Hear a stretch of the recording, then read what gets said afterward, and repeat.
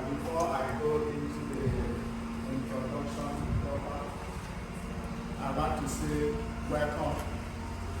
I am not just a lion, but a super lion.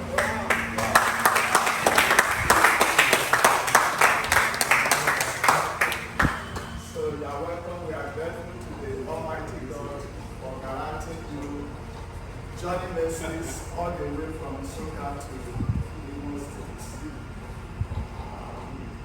Here is BioResources Institute of Nigeria, Omona, Imo State.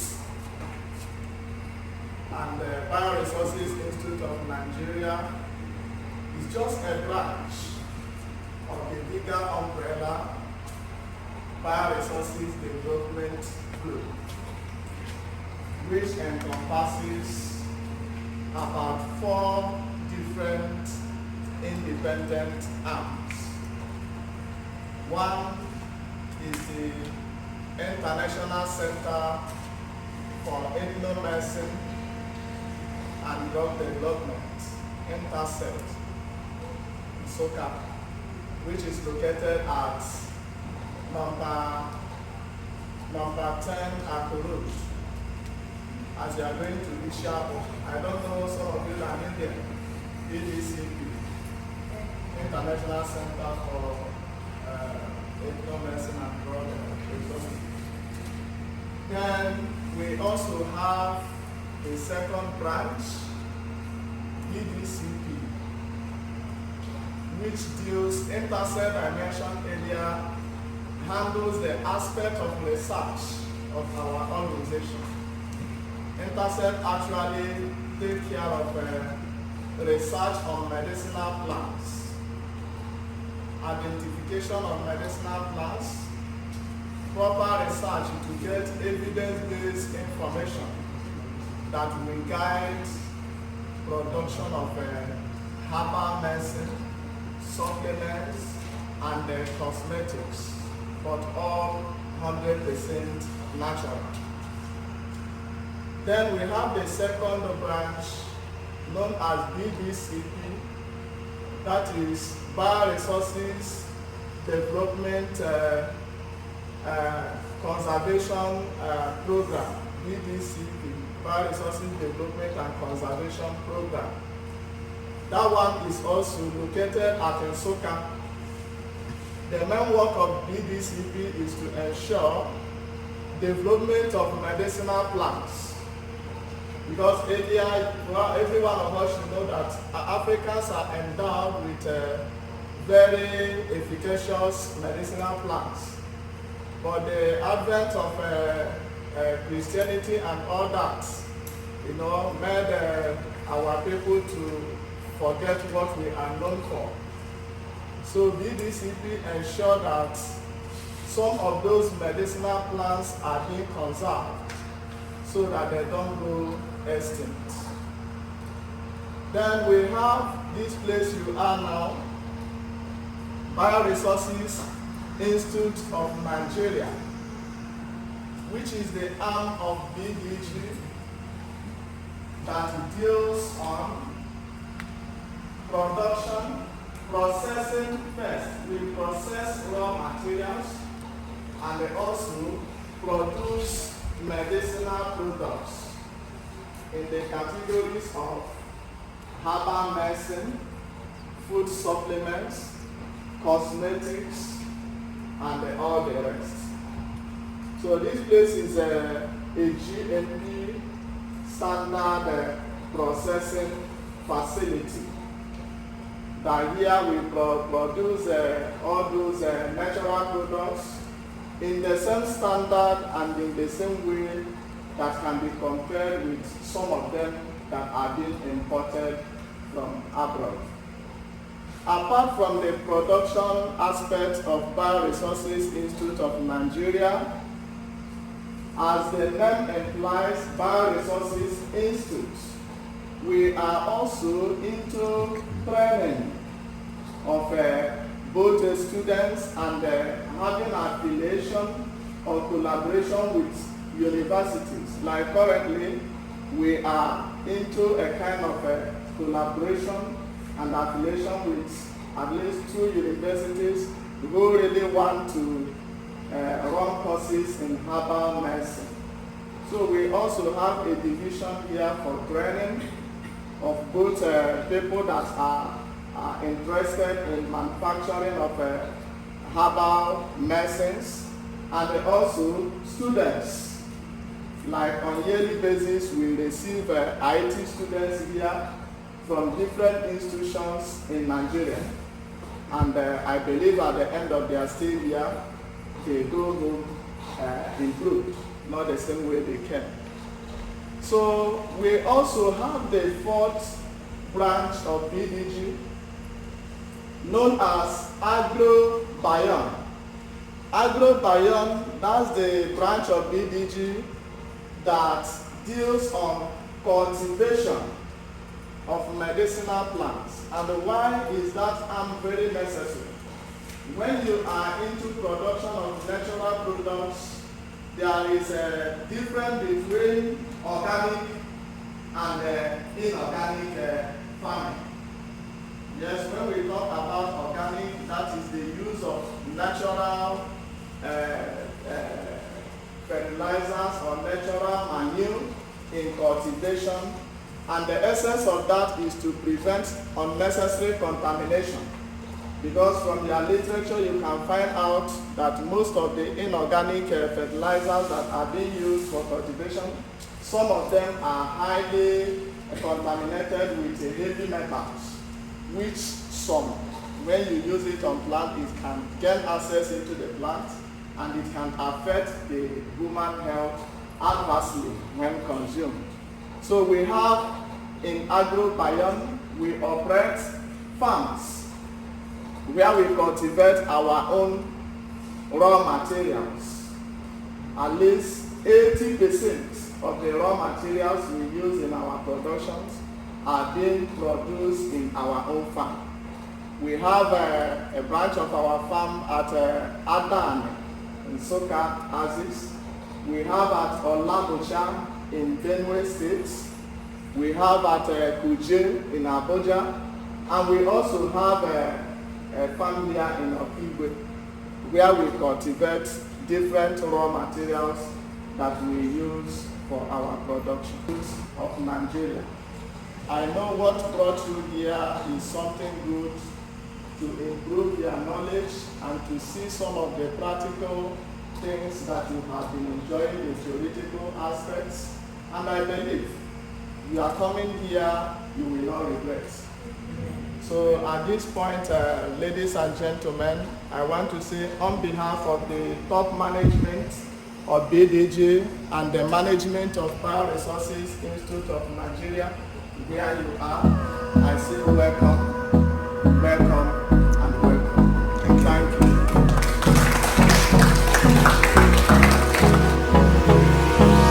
Hold me close till I get up. Time is barely on our side. I don't wanna waste what's left. The storms we chase are leading us, and love is all we'll ever trust. Yeah, no, I don't wanna waste what's left. And on we'll go, through the wastelands, through the highways, till my shadow turns to sun rays. And on we'll go. Like the one that's talking now is Andrographis peniculata. That's the king of bitters. King of bitters, Andrographis. So when we get the raw materials, like you see some of the bags, the other side, we bring them to this place and gradually sort. And after sorting, we do the necessary rinsing. Those that need to be washed, we wash before we now take them to the processing facility. Hello? Like as you can see, the people who are doing the sorting, it's necessary that you cover up very well, because sorting has to do with the removal of external or foreign materials. And while doing that, even though Why is it necessary? Somebody may ask. This plant now was being supplied from our farm as Androgratis paniculata leaves. That's king of bitters.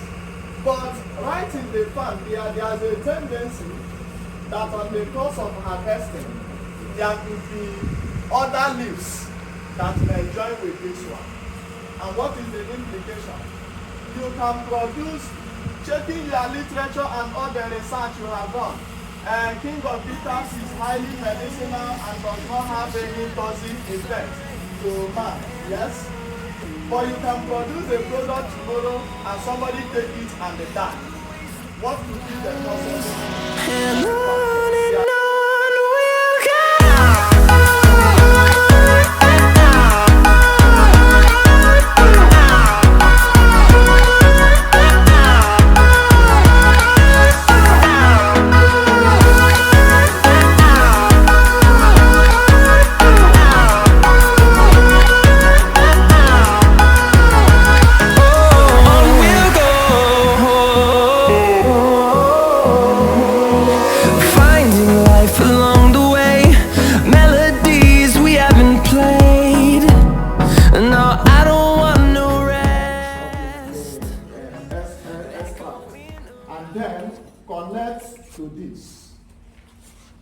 As the liquid with the phytochemical contents is coming out from the extractor, it's going to the spray drying machine to dry it into powder. So that's how some of the pharmaceutical drugs that you see in powder form, that's how they are being done. So that's the use of this. We also use it apart from producing capsules with extract. Sometimes we produce extracts that we export abroad. Let's say, for instance, currently there is a high demand of Artemisia annua. That's the plant that contains artemisinin. Good.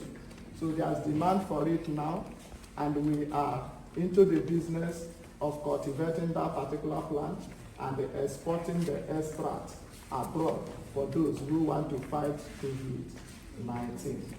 Hello? So, all right, so I've talked about the oven.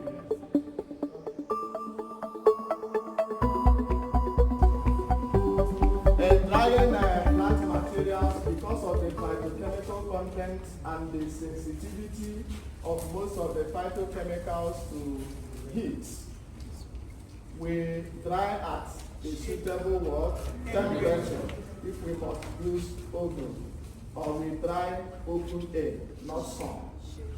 Share. Hello? All right. Then, after drying of these raw materials, the oven, I think we will on one. Okay, you can on any of the oven. After drying the raw materials using the oven, or even though you dry your raw material on a shelf, you cannot dry things properly without activating these. You need activation so that it can be easy for drying. So we make use of this grinding machine. This particular grinding machine here is used for grinding of different plant materials into different mesh size that you want. When we are producing something like a capsule, the particle size will not be the same as tea. And depending on the type of plant material you are using. So most times here we produce tea. Like in school you must have heard about quartz particles. There's a difference between quartz and fine particles. But when you are doing something like a tea, you don't do it in fine particle size. And what is the reason for that? Fine particles can easily drain through the filter paper, and at the bottom of your cup you will have some sediments. So, but when it is in quartz form, the water will only extract the main phytochemicals, leaving the waste behind. So we grind, and after grinding your raw material, many things are involved. This is the processing arm. You have many ways you can use that raw material to produce a medicinal product. Whether you want to go into capsule, whether you want to go into teas, whether you want to even get extracts of the plant material. Hello? Hi. So, but let's assume we are going into production of a tea or production of capsule. When you get your powder ready, it's not ready for use because there could be some microorganisms that may be harmful still in it. Sorting and washing does not remove all the organisms in a plant material. And that takes us to the machine that you see by your left-hand side here. That's microwave sterilizer. Hello, engineer, can we? Okay. Microwave sterilizer. Hello? So like this microwave sterilizer now, it is being done at a regulated temperature, but it is done in such a way that even at that reduced temperature, it can be able to eliminate the microorganisms in the plant material. So that place you are seeing now is the end that we load the plant material, and if we pass through these 3 chambers that involves heat sterilization, but the heat is regulated in such a way it will not affect the active compound of the plant that is being used. So after I pass through this chamber, it will be collected at this end. And the collection should be in a clean and a sterilized bag, knowing that from here it is going to the production room. But there's another aspect which we will handle when we go to the quality control department. Even as you have run this and to you, it has gone through sterilization. You cannot conclude until you subject it to laboratory analysis. Hello? So we do that when we get to the quality.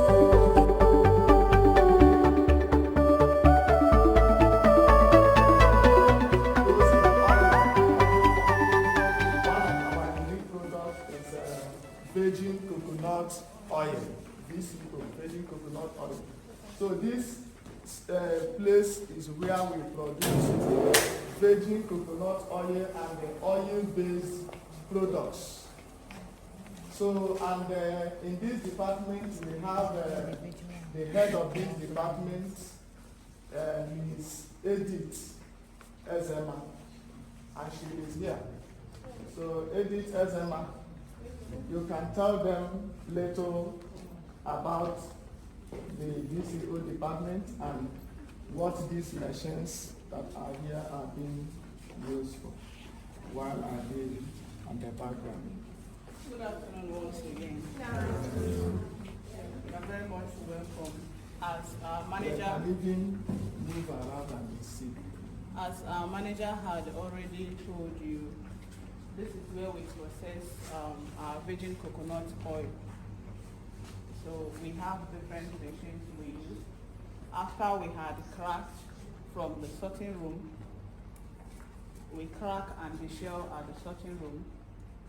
At the same time, we wash with clean water the coconut meat.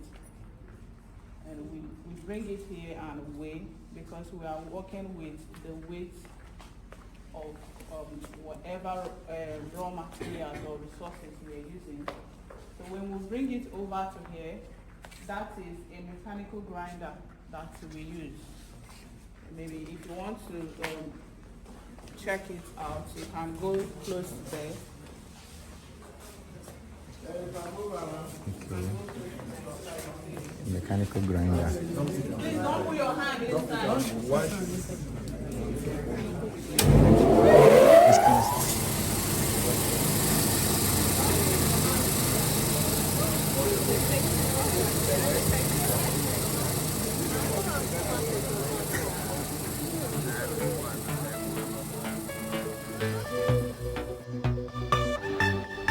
Go over to the milking process and we come over to here. This is the hydraulic press machine. Instead of manually milking, we use this machine for milking of the coconut milk because we are interested in the milk for producing our oil, and at the same time we are interested in the coconut flour. So after we've grinded, we'll mix with warm water at a reduced temperature so as not to denature the active ingredients in the oil. After we've mixed them, we come over to here and we run this machine and we get our milk. This is where we connect our milk, and we have our fermenting buckets that it goes into, and we take it over to the oven. Oven we set at a regulated temperature for fermentation to take place for over 48 hours. That's 2 days, right? Yeah. Yes, for 48 hours. So after 48 hours, when you bring it out, you will see different layers, and you know that you will see your oil. You are interested in the oil. Every other. If you want the temperature, this is a research that this company has done, and will come up with an appropriate temperature to get a unique oil that is very unique, very pure. So to some extent, I'm not going to tell you that because company has a secret. Do you understand? So if you want that, maybe you can come for a training and then we'll train you on that. That being aside, after that, that's a You have a sample of the VCO? We're going to show them at chapel. Okay, Every of our products, you will see them. After we've milked here, we have coconut flour, and that's a dehumidifier. The humidifier. What is humidifier? Humidifier machine. And the essence, that's the thing for drying. Humidifier. So we're going to see our coconut.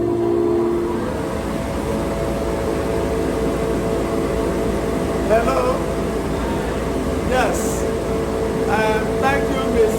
Edith, for that elaborate explanation on production of VCO.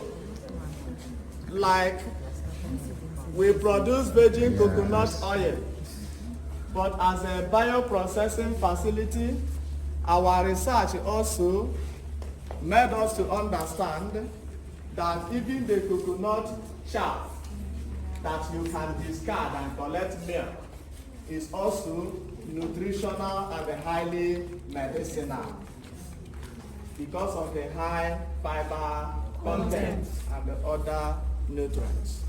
So when we collect our milk and get our oil, we also process the chaff into coconut flour, which we sell as a product.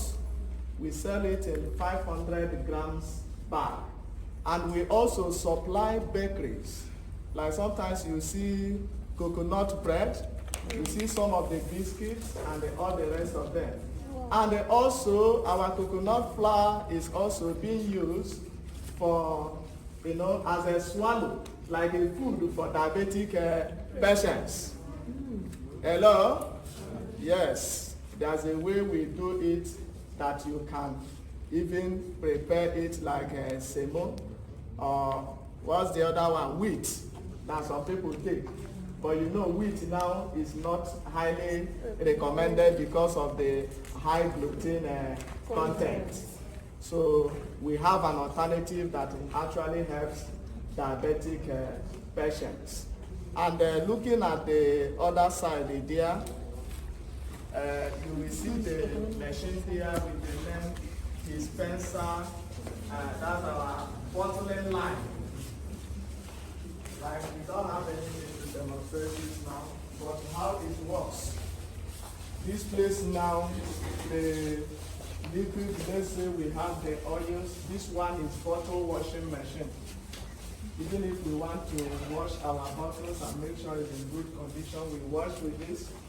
For this one now, when you load the bottles, this place, around here, it will move through this place. And this place now is where you load the cap of the bottles. As the bottle gets to this place, it will lock and they pass to the other end for collection. So that's how it goes. Qualitative and quantitative analysis of the plant materials. We actually compare the result with the standard we have already established. The research made us to understand that the plant materials that are being supplied from different geographical regions may vary slightly on the level of phytochemicals. And also processing of raw material can also affect the phytochemical content. So in this chemistry department, we have the chemist who is in charge of this department, and she's here, Miss Victoria. So can you talk to our visitors a little? She's a chemist. Lions and lionesses. You are welcome to BION. Thank you. This is chemistry lab, and like our facility manager had said, we carry phytochemical analysis just to ensure that the phytochemicals in our raw materials and the products are kept intact. So in every batch of our raw material supply, the basic analysis we do is TLC plate, TLC analysis using TLC plate to get the fingerprint of each of the batches of the raw material and product supply. And in each fingerprint, we compare it with the TLC plate that has been used as a standard, in the sense that if the standard, the TLC plate that is used as a standard has, let's say, 5 spots, and after carrying out our analysis for the present one, it has something like 8 spots, we know that there's either adulteration or something. So we have to do what? Resort our raw material to eliminate that foreign body. But if after doing the analysis we are having lesser, let's say like 3 spots or 4 spots, we know that maybe one thing or the other had affected the phytochemical present in that raw material or in that product, either the processing method. So we have to know where the problem is coming from, because even maturity of plants do affect the phytochemicals in each plant. What I mean is, this is our TLC plate, and this is what the spot looks like. So in each of our raw material, we have different raw material. Maybe you must have been told. We carry out our TLC analysis. Okay, yeah, thank you very much. Thank you. Yes. Thin layer chromatography. Just like So the reference standard you're talking about, what is the reference standard you use? The reference standard, you should know that every medicinal plant we use, like I explained when we are at the chapel, we have the research arm of our organization. Every plant, like let's take for instance the andrographis that was mentioned here, we have done our research and we know, like in that band now, if it is andrography, we know that the active compound of andrography is there. We are interested is andrographylloid. That's the marker. So in case there is a deviation in the marker, which is the main compound there responsible for the activity you are claiming, if it is not there, it will not be effective. And what will be the recommendation from this department? That supply of raw material is bad. So that's why even in the orthodox medicine, you notice there are some paracetamol you will take, headache will still be beating you, but there are some you will buy, and immediately you take it, it's resolved. It has to do with the active compound. Like here we make use of different, even as that artemisia that we talked about. Here now we have the TLC fingerprint for artemisinin.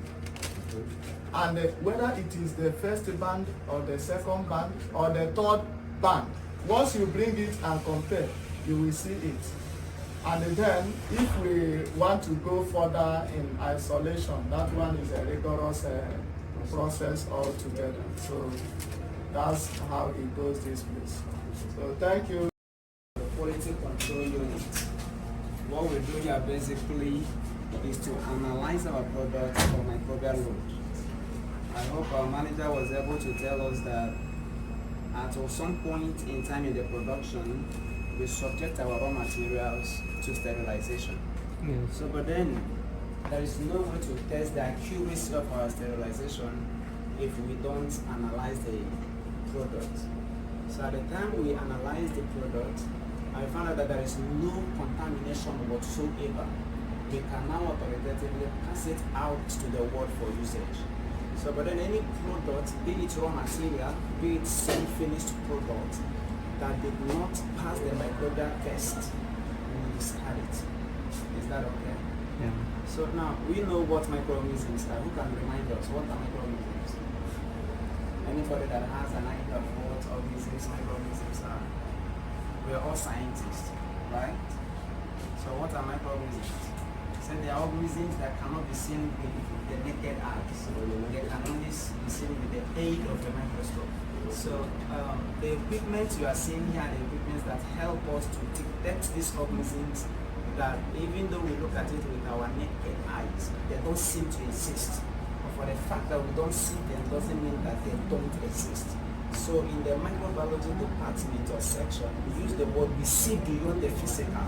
Because these organisms, they are in existence in another unit. We call them unicellular organisms. So whatever equipment you are seeing here are the equipment that help us to do that. Number one equipment is the refrigerator.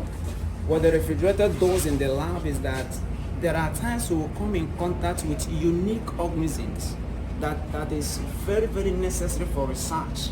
And they don't come often. What we do is that we preserve them. Okay?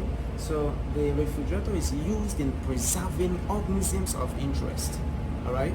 So now, who can tell us what's the science behind preservation of food? Now, in the preservation, of course, you know that organisms they thrive at different temperatures.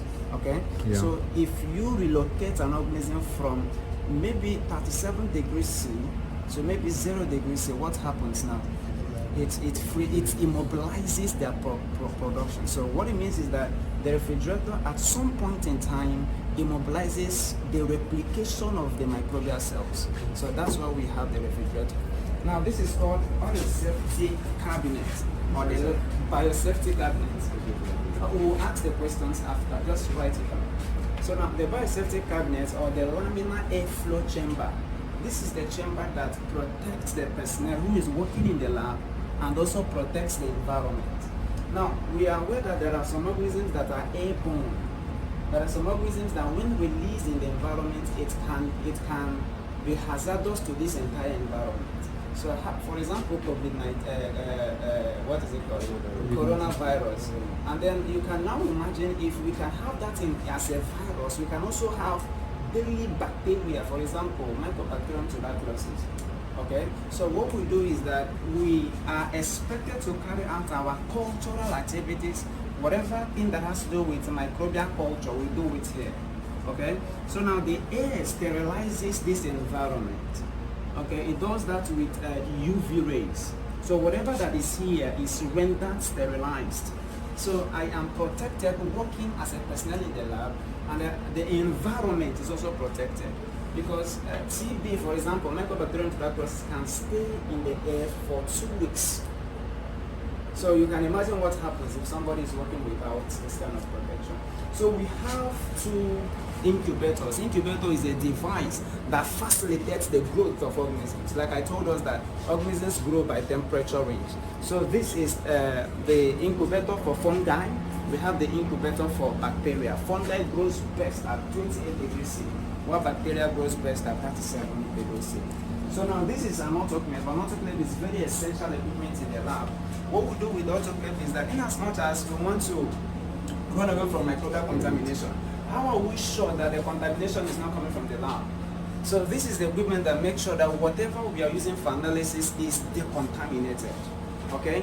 And then there are agar, there are media, in as much as we have food for infants, for babies, and then as an adult you start feeding on different type of foods. Now organisms have their own special food, we call it media. Now what we do is that we prepare those media here, and then in preparation it also prepares the media and also sterilizes the media. Are we together now? So I have talked about it. This is an incubator. Now this is the most essential equipment in the microbiology lab. This is the microscope.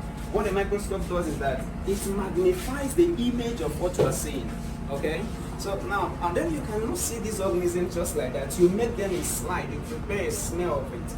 Okay, most of us who maybe you've heard about ram staining and all these things. So before you see the organisms, you stain it. Okay, I've already prepared something so that you just see a stained organism there.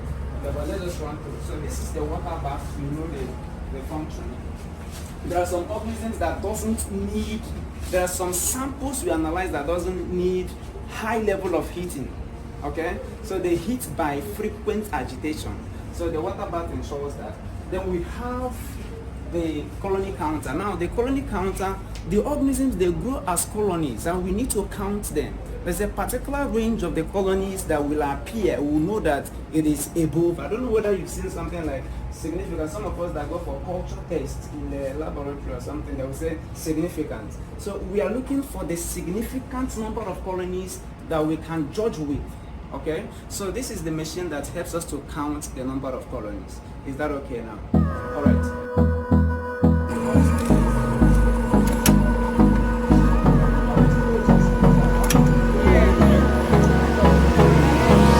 Hold me close till I get up. Time is barely on our side. I don't wanna waste what's left. The storms we chase are leading us, and love is all we'll ever trust. Yeah, no, I don't wanna waste what's left.